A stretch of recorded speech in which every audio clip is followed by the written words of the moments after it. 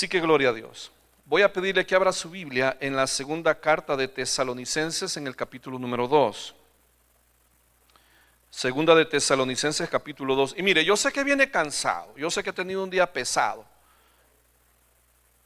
pero esta noche nos vamos a sacudir todo espíritu de pereza, ¿sí? Todo espíritu de sueño. Nos vamos a sacudir, ¿sí, amén? Solo porque por reverencia no podemos meter café al templo. Pero si yo pudiera, créame, ahí tuviera expreso, caramel macchiato, mocha, cappuccino, doble shot para que se me despierte y se me despabile. Pero en el nombre de Jesús yo le mando un café espiritual en esta noche, para que se levante. Sí, amén, gloria a Dios. Segundo de Tesalonicenses o segunda carta, capítulo número 2, los primeros 3 versículos. Y dice el Señor en su palabra. Todos juntos leemos, no los voy a molestar que se paren porque los veo bien cómodos. Dice así: pero con respecto a la venida de nuestro Señor Jesucristo, ¿me sigue? Y nuestra reunión con Él, os rogamos, hermanos, que no os dejéis mover fácilmente de vuestro modo de pensar, ni os conturbéis ni por espíritu, ni por palabra, ni por carta, como si fuera nuestra, en el sentido de que el día del Señor está cerca. 3, todos juntos. Nadie os engañe en ninguna manera, porque no vendrá sin que antes venga la apostasía y se manifieste el hombre de pecado, el hijo de perdición. Padre, bendice tu palabra esta noche. Háblanos al corazón, Señor, que podamos aprender de ti, de tu voluntad, que podamos edificar nuestras vidas, que podamos, Señor, conocer acerca de estos eventos finales, que podamos conocer, mi Dios, acerca de lo que va a pasar, de lo que nos has librado y de lo que le espera a aquellos que han rechazado tu evangelio, tu palabra y sobre todo a tu Hijo Jesucristo.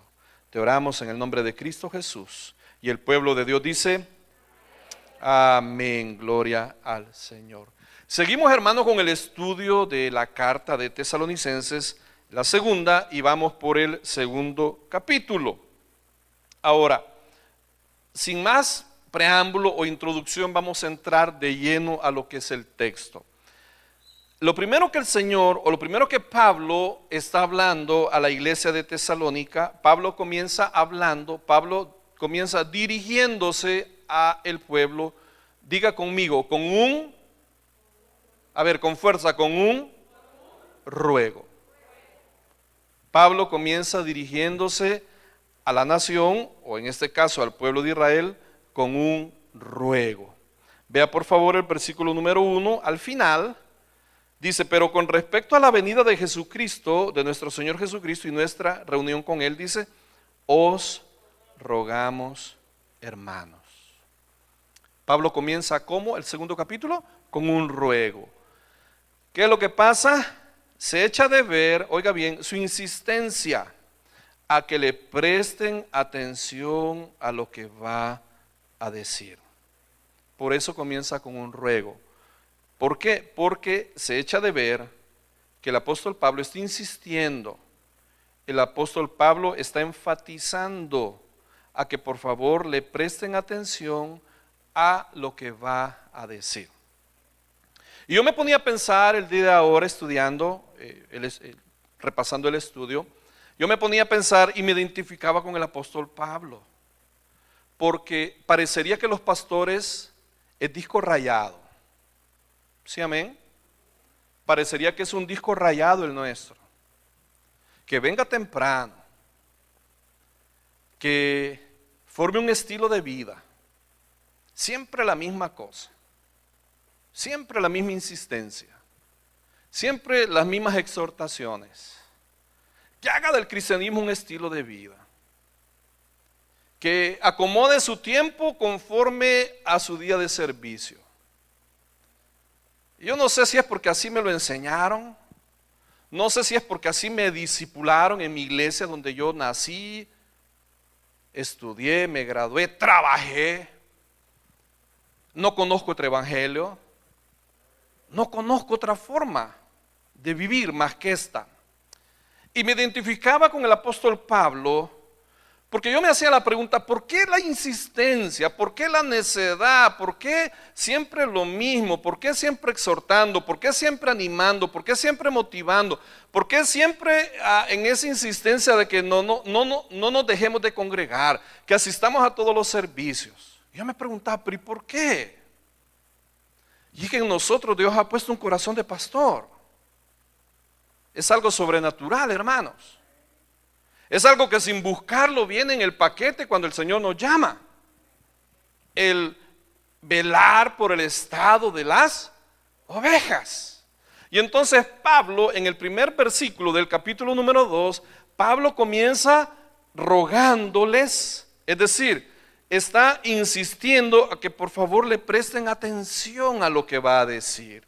Que por favor paren la oreja. Que por favor, diga conmigo, mantengan la mente atada acá. Que cada vez que se presenta la palabra, que cada vez que se expone la palabra, que la mente no divague. Que la mente no vuele a otros menesteres, a otras cosas que han quedado afuera.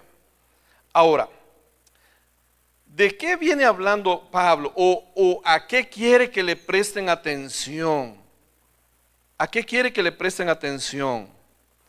Quiere que le preste atención, oiga bien, al momento en que el Señor va a venir por los suyos.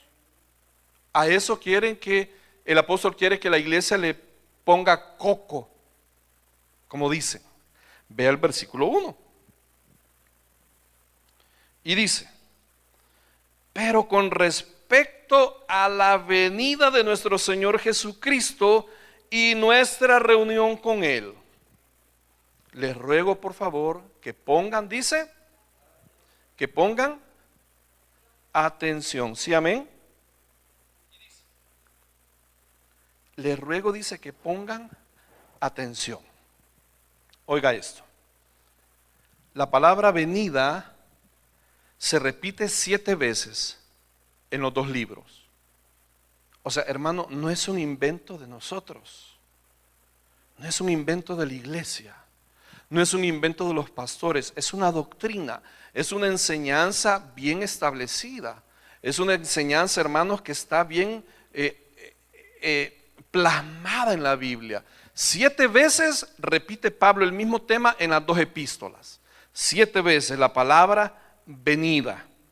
Y se refiere a la presencia que Dios va a venir o el Señor va a venir por nosotros. ¿Sí, amén? En el original, en el griego, se refiere cuando oiga bien, cuando un soberano va a visitar una ciudad. A eso se está hablando. Ahora, el soberano, el rey de reyes y señor de señores, viene a la tierra por su iglesia. Entonces, ¿cómo comienza Pablo? Pablo comienza con un ruego. Número 1. Número 2. Luego de rogarles, les hace una petición. Y aquí entramos en el centro del mensaje esta noche. Les hace una petición. Pablo les pide, en primer lugar, oiga esto, que no se dejen mover fácilmente de la manera de pensar. Vea por favor el versículo número 2. Dice, os ruego hermanos, versículo 2, que no os dejéis mover fácilmente de vuestro modo de pensar. Pablo está haciéndole una petición a la iglesia. No se dejen mover fácilmente de su modo de pensar. Le voy a preguntar algo. ¿Cuánto cuesta cambiar el modo de pensar en cuanto a la iglesia? ¿Qué tanto cuesta persuadirlo para que cambie el culto racional a Dios por cualquier otra cosa? ¿Es fácil de mover? ¿Es fácil de persuadir? ¿Es fácil de hacerlo cambiar de opinión referente a sus convicciones? ¿O sus convicciones están tan firmemente arraigadas? Las raíces de sus convicciones están tan profundamente arraigadas en cuanto a la fe en Cristo que nada lo mueve, nada lo hace cambiar de opinión. Es una respuesta que usted y yo debemos de contestarnos.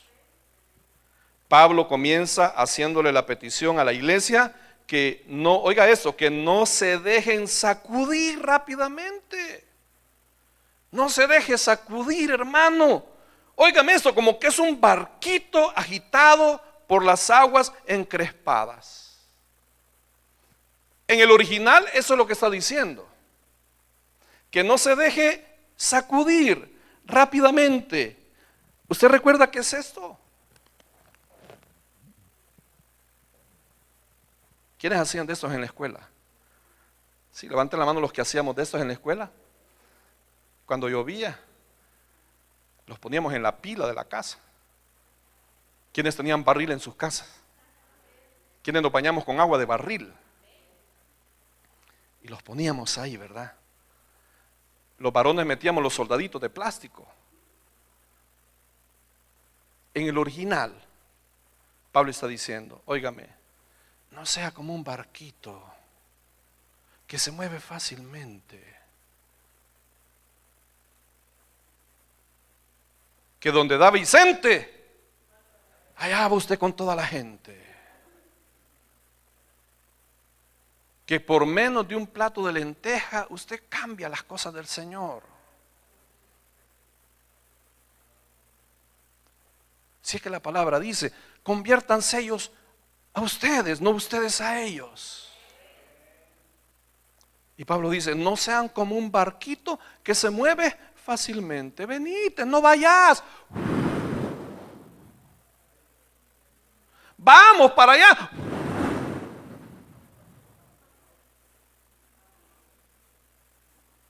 No, hombre, no seas fanático. Quédate si está haciendo frío. Tengo hambre. Vamos a comer.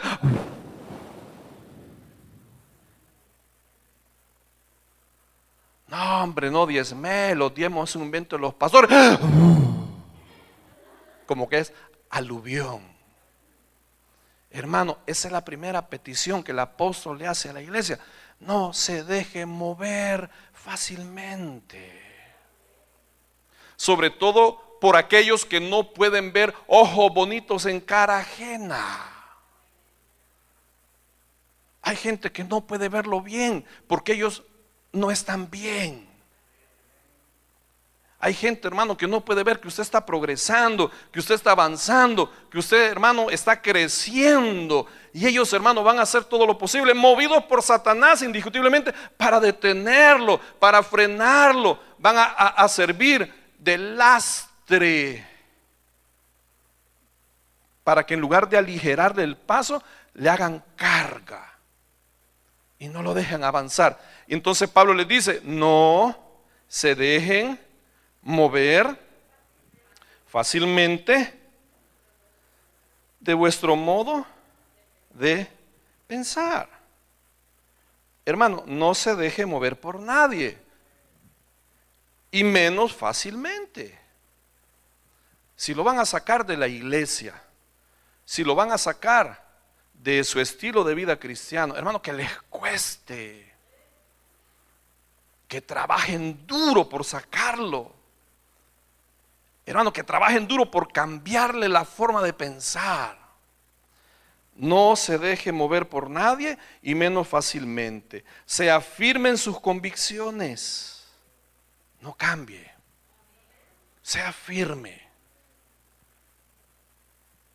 Cambiemos en las cosas malas. Cambiemos en las cosas que no son de Dios. ¿Sí, amén? Dice Pablo, que no os dejéis mover fácilmente de vuestro modo de pensar, ni os conturbéis. Y la palabra conturbarse es no se alarme fácilmente. Hermano, no se alarme fácilmente, no se asuste. Si es que este es un hospital del alma. Esto, hermano, no es un museo de santos. ¿Quiere ver un montón de santos? Vaya a la iglesia tradicional. Pero no se quede, vaya y entre. Y ve ahí la cantidad de imágenes. Vea la cantidad de santos que hay. Pero este no es un museo de santos. Esto es un hospital de enfermos en recuperación. Hay camisetas que dicen: no soy perfecto, soy perdonado. Ahora, eso tampoco es puerta abierta para ir y pequemos, comamos y bebamos porque mañana moriremos. Momento. Tampoco es que cuando sobreabundó el pecado, sobreabundó la gracia. No, momento. Esto.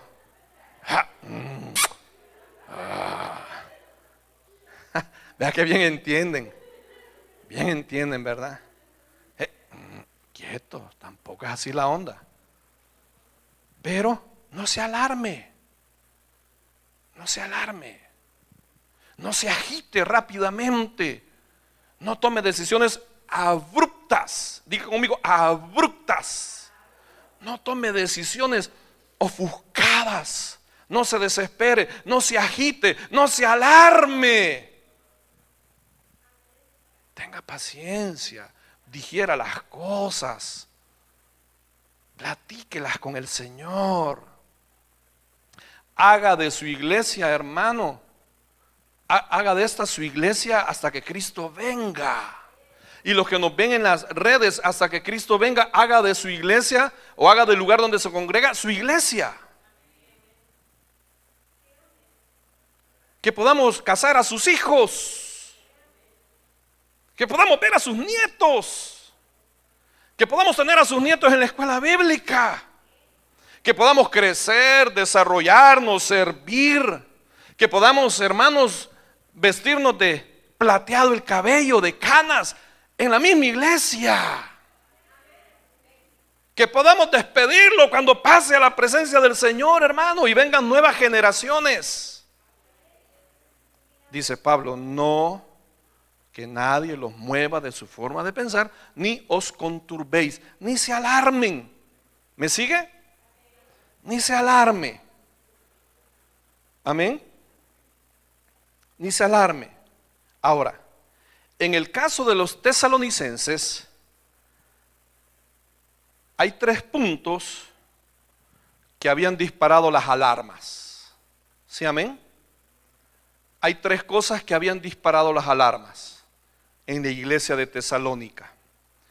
Y por eso Pablo se ve en la necesidad de mandarles la segunda carta. ¿Sí, amén? Y es que uno, hermano, debe de andar alerta. Alerta, diga conmigo, alerta. Pendiente de las alarmas.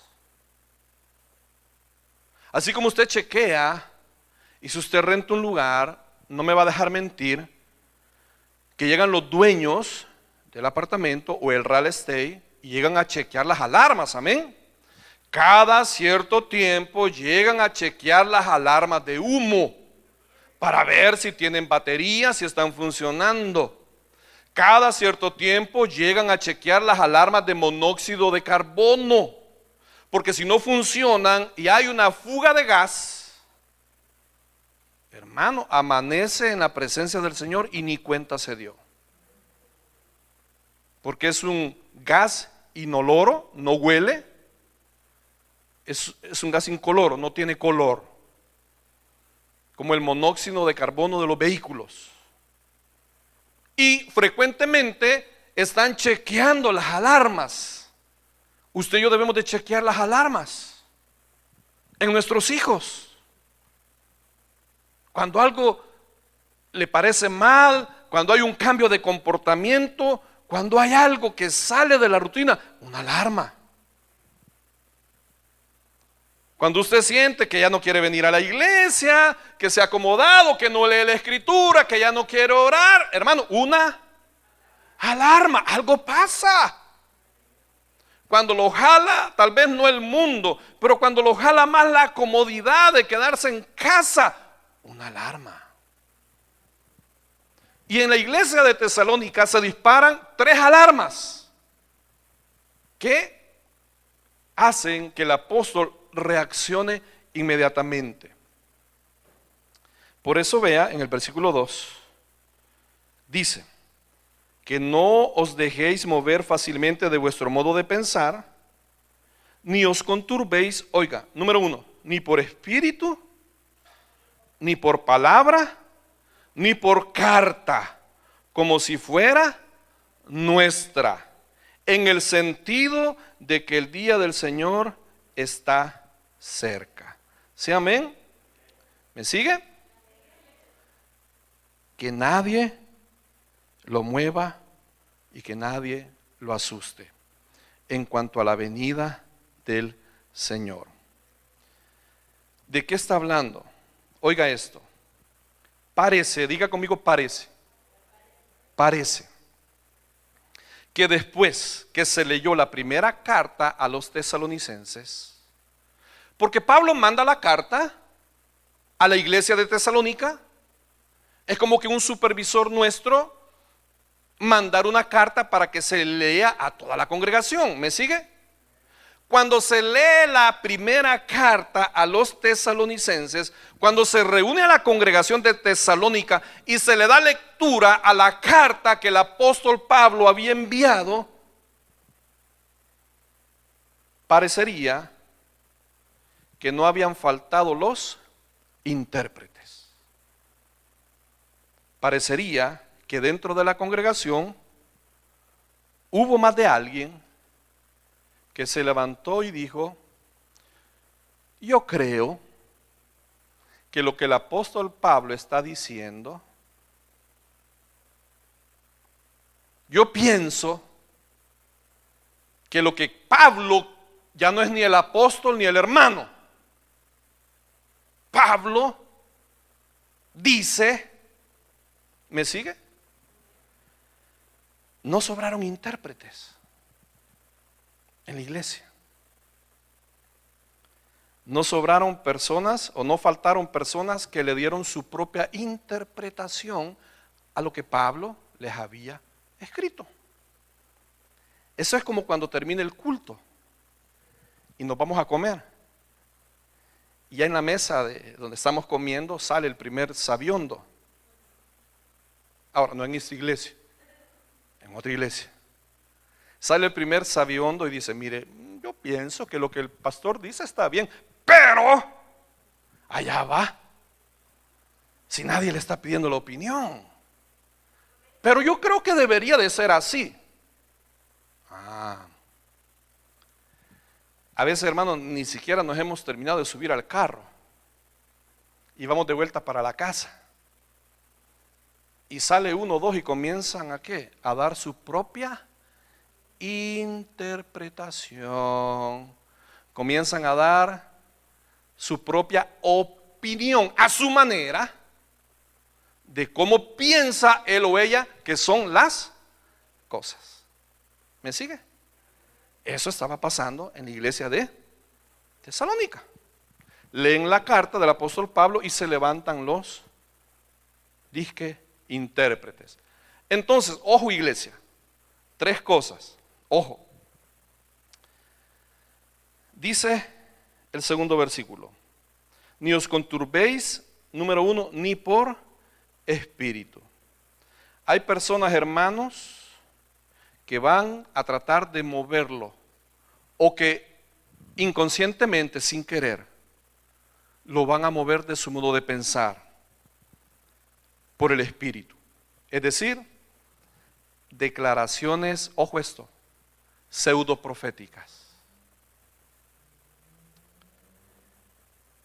Va a venir alguien a pretender decirle que tuvo una visión referente a su vida.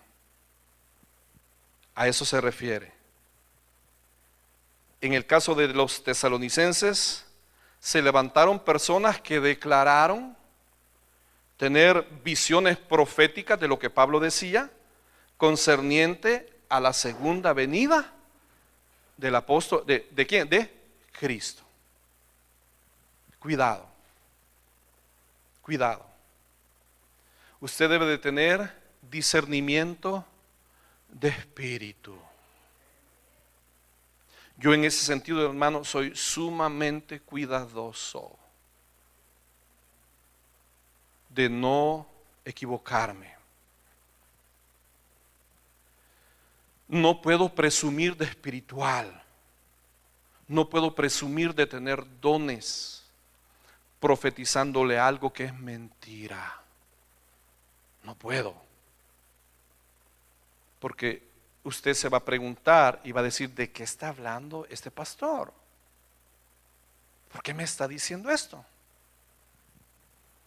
Y yo te profetizo en el nombre de Jesús que el bebé que está en tu vientre es dedicado como ministro a las naciones en el nombre de Jesús.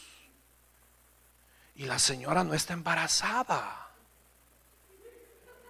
Está hermosita como el pastor. Está de sobrepeso. Aparte que le estoy ofendiendo porque le estoy diciendo que el sobrepeso parece que está embarazada. Aparte de eso estoy mintiendo, hermano. Amén. Ahora va a venir palabra de Dios también. Dios le va a hablar a personas que tal vez el otro no sabe nada acerca del asunto y Dios se lo revela. No vamos a menospreciar eso. Pero en el caso de Tesalonicense, Pablo le dice a la iglesia, tengan cuidado, no se dejen mover de su modo de pensar fácilmente, aún ni que vengan personas espirituales, ni por espíritu. Personas que vengan a decirle que han recibido revelaciones, pseudo revelaciones. No se muevan ni por espíritu, les dice, número uno. Número dos, ni por palabra. Habla de aquellos que oyeron, dizque lo que Pablo había dicho. Muchos en Tesalónica se levantaron y dijeron, yo con mis oídos escuché lo que Pablo dijo. Y a lo que se refiere es que Cristo ya vino. A lo que Pablo quiso decir, porque a mí me consta, yo lo oí. Yo estaba allí. Yo estaba ahí enfrente estaba cuando Pablo lo dijo.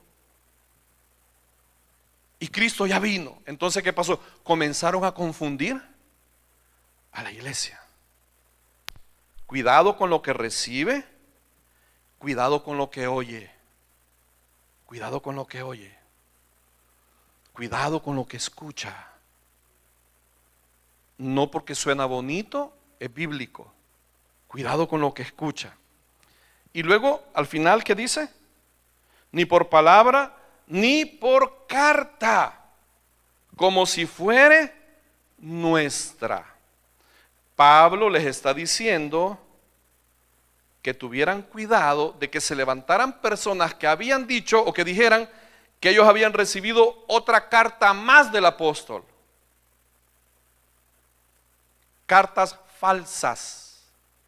Y Pablo les dice, no se dejen engañar, no se dejen mover ni siquiera por personas que digan, que presuman, que insistan o que confirmen que yo les he mandado una carta. No se dejen engañar, no se dejen mover, no se dejen embaucar. ¿Qué les pide Pablo? Les pide que por favor no se dejen mover y les pide que por favor estén alertas, alertas. En tercer lugar, Pablo les lanza una advertencia. Pablo les lanza una advertencia. Ve el versículo número 3. ¿Y cómo comienza el versículo 3? Nadie os engañe en ninguna manera. En cuanto a la venida del Señor, hermanos, que nadie les engañe. En cuanto al arrebatamiento de la iglesia, que nadie los engañe. en cuanto al rapto de la iglesia, que nadie os engañe.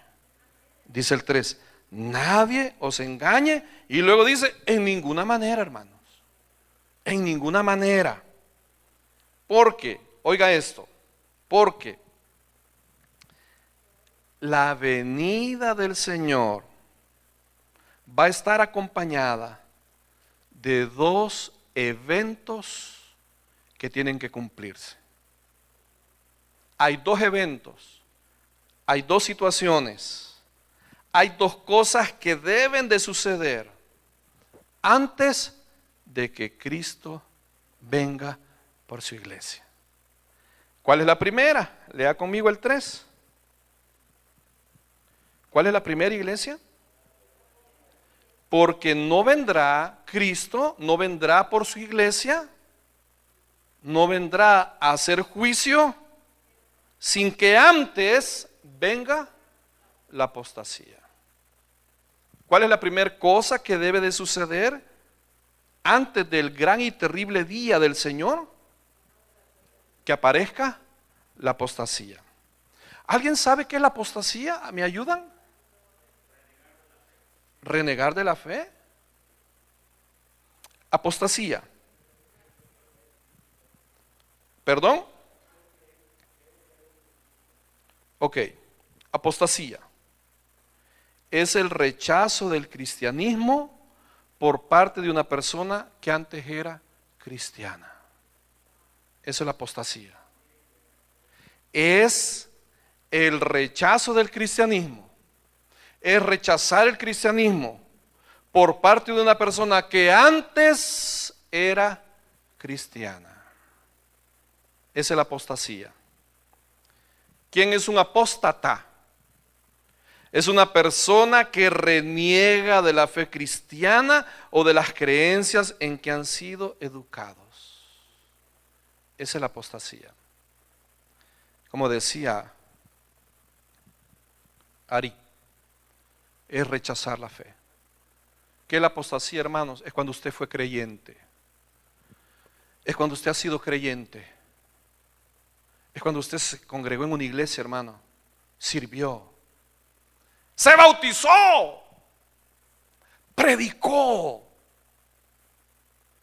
y por la razón que sea, abandonó la fe, la reniega, la critica, la señala, la cuestiona. Eso es apostasía, eso es apostatar, eso es un apóstata. Hermano, le invito hoy en la noche, entra a Google y ponga a Abraham Piper. Pippen, creo, o Piper. Es el hijo de un predicador bautista de renombre, John Pippen. Y vea qué es lo que pasó. Un muchacho nacido, crecido en el evangelio. A los 19 años le expulsaron de la iglesia por las cosas que él empezó a decir. 4 años más tarde lo volvieron a reincorporar a la iglesia. Luego se volvió a retirar. El año pasado, unos meses atrás, empezó a hacer TikTok. ¿Sí, amén? ¿Así se llama? Porque TikTok es otra cosa. Allá en El Salvador. TikTok. Hermano, tiene casi 1 millón de seguidores. ¿Y sabe qué dice? Que es absurdo, es una estupidez que los niños aprendan a leer en la Biblia. Que la mayoría de niños aprenden a leer leyendo cómic, libros de historias, de Marvel, del Capitán América, de Superman, de todos los superhéroes, que es absolutamente ridículo, es absolutamente fuera de cabeza que los niños aprendan a leer. ¿A dónde? En la Biblia. Que la Biblia es como la serie Juego de Tronos. ¿Ha oído la serie Juego de Tronos? La Biblia es como el Juego de Tronos, con la diferencia que si no la lees vas al infierno. Hermano, un hijo de pastor de nombre, un hijo de un pastor, hermano, de renombre a nivel de este país. Eso es apostasía. Haber sido creyente, haber sido servidor, haber sido bautizado, haber sido predicador, haber asistido a una iglesia y luego rechazar la fe, darle la vuelta y salir hablando, renegando, criticando, cuestionando lo que la fe evangélica dice. El anticristo no puede aparecer hasta que la apostasía, ¿qué dice la palabra? Lea de nuevo. Hasta que la apostasía aparezca. Es decir, hasta que una gran cantidad de creyentes deserten de la fila del cristianismo. Hasta que una gran cantidad, millares de creyentes se enfríen, se alejen y rechacen el cristianismo. Le voy a preguntar algo. ¿No le suena familiar en la pandemia? ¿Qué se esperaba? Que el pueblo de Dios, creíamos los pastores, que ante la pandemia la iglesia iba a avivarse. ¿Recuerda? La iglesia se iba a avivar, la iglesia se iba a poner fervorosa, la iglesia iba a buscar de Dios, la iglesia iba a orar, la iglesia iba a interceder, la iglesia iba a ser quien se iba a poner en la brecha a interceder. ¿Para qué? Para rechazar, para reprender ese virus en el nombre de Jesús. ¿Y qué pasó? La iglesia se enfrió, se acomodó. Ya al final ni siquiera se conectaban a los en vivos. Ponían el teléfono a un lado y estábamos viendo la cacerola, chismeando, hablando tontería y media, y los pastores desgaleándose allá en el teléfono.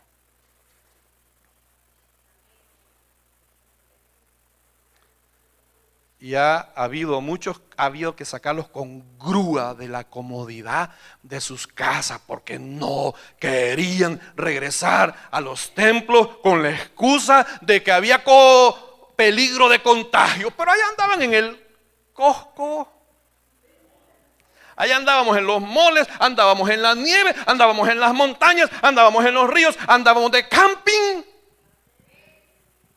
Y le valía sorbete el contagio. Pero la iglesia, no. No, la iglesia no. Ahora, ojo, eso no es nada. Cuando el anticristo esté a las puertas, no van a ser 1, 2 o 3 hermanitos que se nos enfriaron, que gracias a Dios la mayoría ya volvió. Uno que otro todavía, pero no perdemos la fe que Dios va a obrar. Pero antes que el anticristo venga, cuando el anticristo esté a las puertas, van a ser, diga conmigo, millares. Van a ser cantidades enormes de creyentes que van a apostatar de la fe. Iglesia, cuidado. No nos vayamos a ir en la colada. Y mire que me he metido en la cola también.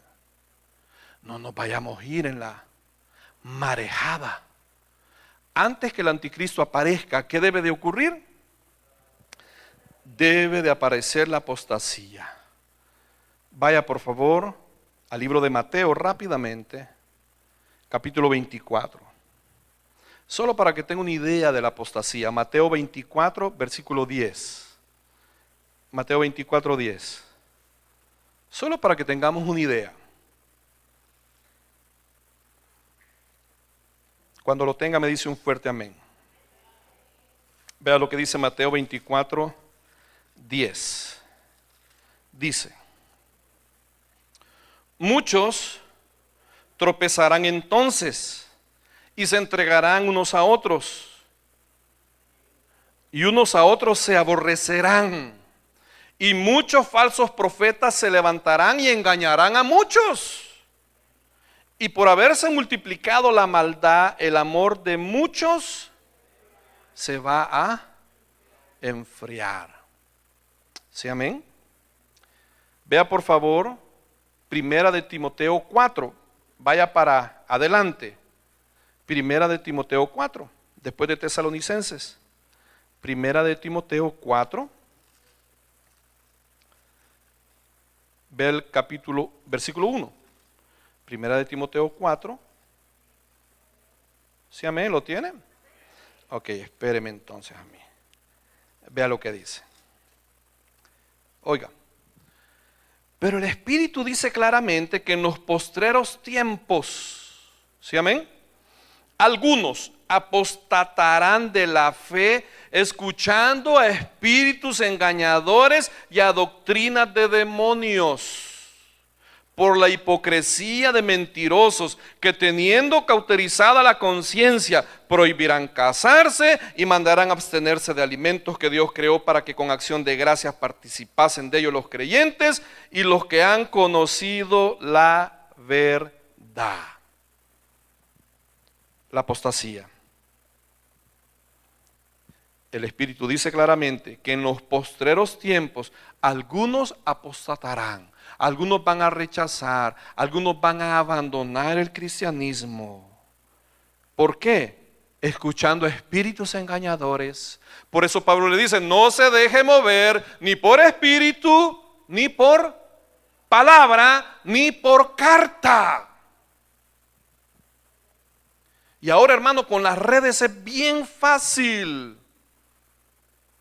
Yo siempre le digo, y a veces me asusta porque, hermano, ni siquiera nos detenemos a ver quién está diciendo las cosas o de dónde es.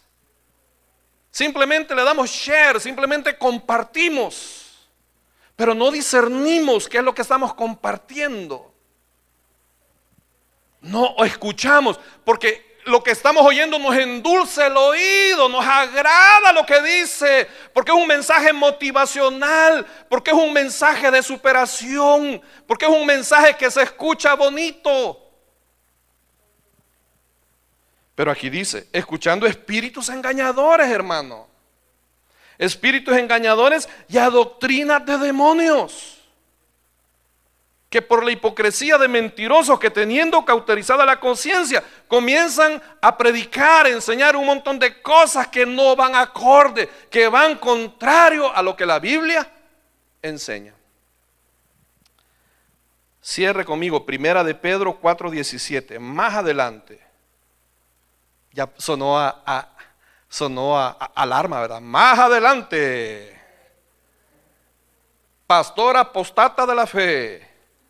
Primera de Pedro 4:17. Estamos hablando de la apostasía. ¿Sí, amén? Primera de Pedro 4:17. Y dice, porque es tiempo de que el juicio comience por la casa de Dios. Y si primero comienza por nosotros, ¿cuál será el fin de aquellos que no obedecen al Evangelio de Dios? Pastor, ¿y por qué van a apostatar? Posiblemente porque nunca fueron convertidos. Es necesario que el juicio comience por la casa de Dios y luego a la humanidad. Así que volviendo a Tesalonicenses, por favor vuelva. El anticristo no puede aparecer, o Cristo, mejor dicho, no puede venir, Cristo no puede venir si la apostasía no ha crecido.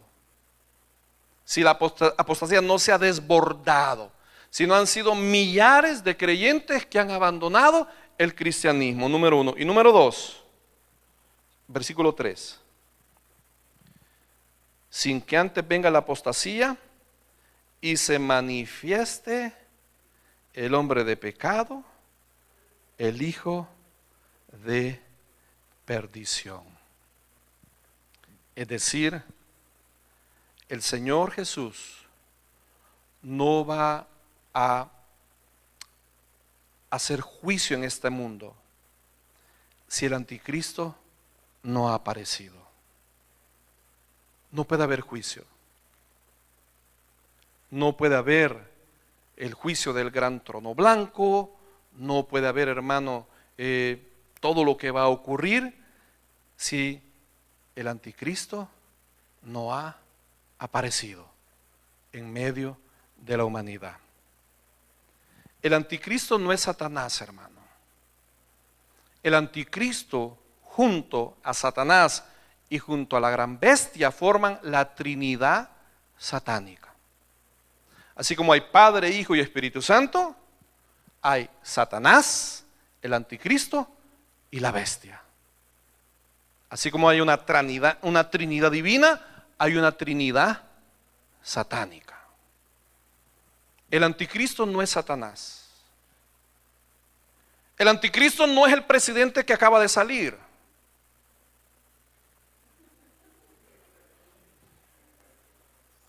El anticristo tampoco es el máximo jerarca de la iglesia tradicional. ¿Qué dice ahí en el 3? El hombre de pecado, el hijo de perdición. El anticristo, mi hermano, es la maldad personificada. Cierro, porque la otra semana vamos a hablar en detalle del anticristo. Cierro. Mire, bajo dictadores, como por ejemplo Hitler. Usted ha oído hablar de Hitler. Fueron millones de judíos que murieron en los campos de concentración por el simple hecho de ser judíos, porque se les metió en la cabeza, en su supremacía blanca, en la raza aria que los alemanes decían o pensaban ser. Se les metió en la cabeza que los judíos habían sido los culpables de la muerte de Jesús. Y entonces, ¿qué pasó? En la Segunda Guerra Mundial los reunieron a todos, los metieron en campos de concentración y que eran barbaridades, miles de millones de personas que asesinaron. Hitler. Si usted ve historia, Stalin, el dictador ruso, fueron millones de personas bajo su régimen que fueron asesinados para poder establecer la Rusia que ahora usted conoce. Le estoy dando ejemplos de hombres, de dictadores, bajo cuyos regímenes han muerto millares de millones de personas. El anticristo es la suma de todos esos hombres malvados que le hicieron tanto daño a la humanidad. El Señor no puede hacer el juicio a la humanidad si no ha habido la apostasía y no ha aparecido el anticristo. Ahora, la iglesia, hermanos, cuando todo esto pase, y lo vamos a ver, no está acá. La iglesia está en casa. La iglesia no espera un juicio. La iglesia espera una redención. La iglesia, oiga bien, no espera un juicio para condenación. La iglesia espera un rapto para ser llevada a la casa con papá. La iglesia, por la misericordia de Dios, ha sido librada y guardada de todo lo que hemos hablado esta noche, por haber creído en el sacrificio de Jesucristo, nuestro Señor. Si el Señor nos da vida, la otra semana vamos a entrar en detalle, a hablar más abiertamente de lo que es el anticristo. Amén, iglesia. Dale un aplauso al Señor. Gloria a Dios. Nos vamos a poner de pie. Nos vamos a poner de pie y vamos a cerrar esta noche. Gracias, Señor, por tu palabra. Gracias, Señor, porque a través de ella podemos aprender, podemos ser edificados, podemos estudiar, podemos, mi Dios, afirmar nuestra fe, nuestras convicciones. Ahora, Señor, yo te pido que tu pueblo, mi Dios, tanto el que está presente como el que está conectado al servicio, los que no han venido, podamos afirmar nuestra mente, nuestros pensamientos, nuestras convicciones. Que si hay algo o alguien que está tratando de hacernos mover de lo que creemos, que en el nombre de Jesús sea reprendido, que en el nombre de Jesús sea apartado de nuestra vida, que en el nombre de Jesús sea puesto a un lado de nuestra existencia. Que, Señor, podamos poner atención a detalles y enseñanzas tan especiales como son los eventos del futuro, el rapto de tu iglesia, la aparición del anticristo, el día del juicio, las bodas del Cordero, el tribunal de Cristo, la coronación de los santos allá en la gloria, Señor. Y ahora, Padre, te bendecimos, te exaltamos y te cantamos nuestro deseo de corazón. Alabe a su Señor. He decidido seguir a Cristo. Gloria a Dios. He decidido seguir a Cristo. Sí, Señor. He decidido seguir a Cristo. No vuelvo atrás, no vuelvo atrás. He decidido seguir a Cristo. He decidido seguir a Cristo. He decidido seguir a Cristo. No vuelvo atrás, no vuelvo atrás. Si otro se aparta, yo no lo haré. Si otro se aparta, yo no lo haré. Si otro se aparta, yo no lo haré. No vuelvo atrás, no vuelvo atrás. Gracias, Señor. Ese es nuestro mayor anhelo, es nuestro mayor deseo, permanecer firmes, constantes. Te pedimos perdón, Señor, por las veces que hemos flaqueado, las veces, Señor, que hemos sido, Señor, irregulares, inconstantes. Pero te damos las gracias porque esta noche estamos en tu casa. Esta noche estamos acá con el firme propósito de seguir adelante, perseverando, trabajando, sirviéndote con todas nuestras fuerzas, con toda la salud que nos has dado, con todo el deseo y el ánimo de alcanzar a aquellos que aún no te conocen, de alcanzar a nuestros familiares, amigos, vecinos, compañeros de trabajo. Que no nos falte nunca ese deseo en nuestro corazón. Aparta, mi Dios, lo que nos impide crecer y mueve a un lado lo que pretende hacernos cambiar de manera de pensar. Llévanos con bien a casa, guárdanos en el hueco de tu mano, protégenos, Señor, líbranos de todo accidente, líbranos de toda tentación, líbranos de todo problema en la calle, mi Dios. Que podamos tener una buena noche, que podamos cerrar la semana laboral el día de mañana. Bendice, mi Dios, lo que se va a recibir en nuestras manos del trabajo que hemos hecho durante la semana. Y prepáranos para el próximo servicio, el día sábado, en tu casa. Porque es en el nombre, sobre todo nombre, es en el nombre de Cristo Jesús que la iglesia ha orado. Y el pueblo de Dios dice: amén. Dele un aplauso al Rey.